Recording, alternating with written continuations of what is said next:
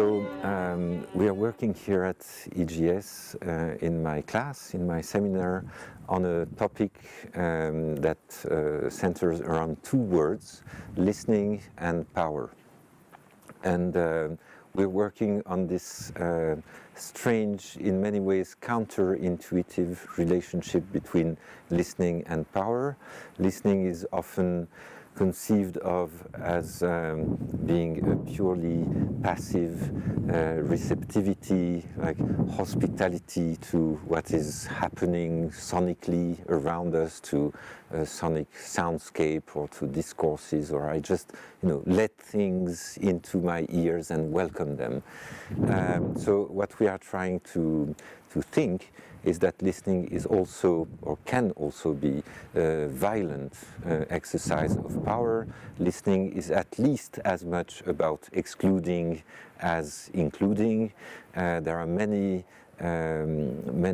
violent examples of how people can, interrupt even silently, and so basically, interruption, excluding is as much part of listening as is this welcoming receptivity. And this is why listening is always about responsibility. So if listening would be only welcoming what is happening, then listening wouldn't entail responsibility. So why are we responsible of and for what we are listening to? It's precisely because listening is finite. Listening excludes in order to include, and so if listening excludes, then we are responsible. We are answerable for what we listen to. And this is why there are listening acts. We do things when we listen. We not only let things happen, but we do things.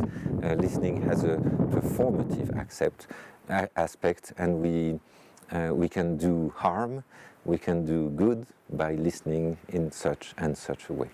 So the audience, if I can call it so, the audience here in the seminar that I'm giving at EGS is very, very specific. It is very unlike other academic audiences that I've worked with.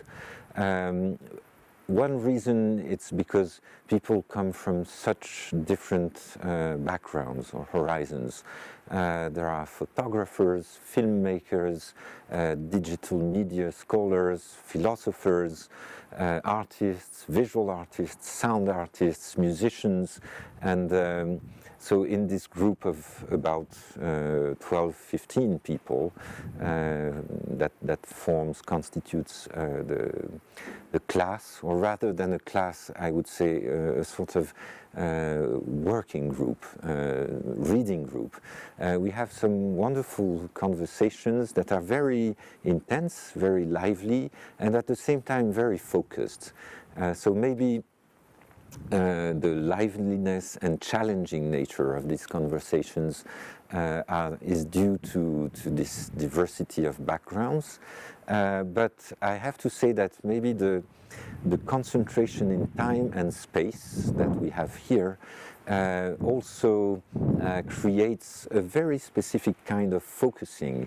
It is an intense attention to what we are doing, and so I didn't experience here the kind of thing that can be sometimes annoying, people who say, okay, this makes me think of this and of that, and sort of free association.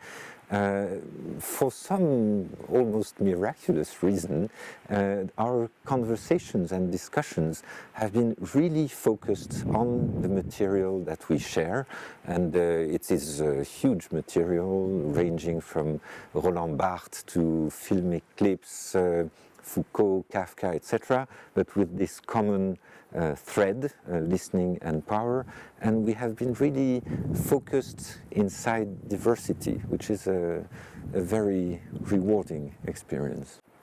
So when you begin to write a dissertation, an article, a book, any piece of writing, in my experience, and I can only talk about my experience, there is no valid or universally valid methodology. Actually, it might sound disappointing. I have no general advice to give, but it might also sound encouraging for the very same reason, because I would say that you have to build a sort of corpus of texts, materials that you have to gather in a sort of constant zigzagging motion between the questions that you form starting from these materials and the way these questions organize the materials, and again vice versa, and again vice versa. So it's a constant oscillation that ends up crystallizing in a form that is, of course, an ephemeral, temporary form. I mean, no text, no PhD, no thesis, no dissertation, no article is basically other than a momentary crystallization of a field of forces that somehow hit a certain balance of equilibrium, and that's what thinking is about. So, interestingly, we have been working in this seminar in particular on a text by Nietzsche, which is a fascinating text called Conversation About Music. And it is a text that stages two listeners, A and B, and the music that unfolds and flows for their ears. And so the fact that there are two listeners is very interesting, because they, in a way, they constantly interrupt one another, but they also constantly recall to one another that one should focus on listening. And at a certain point, one of them says to the other, I'm tired of listening to you talking, basically shut up and let's listen to the music. So in a way, there is a contradiction between speaking and listening. I mean, this is obvious. If you start speaking, you're not listening anymore, and in this precise moment, I'm not listening to you, I'm just talking.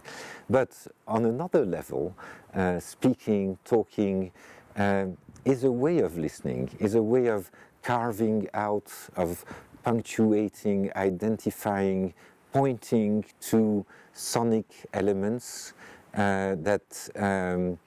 it's a way of memorizing, indicating, and basically phrasing what you're listening to.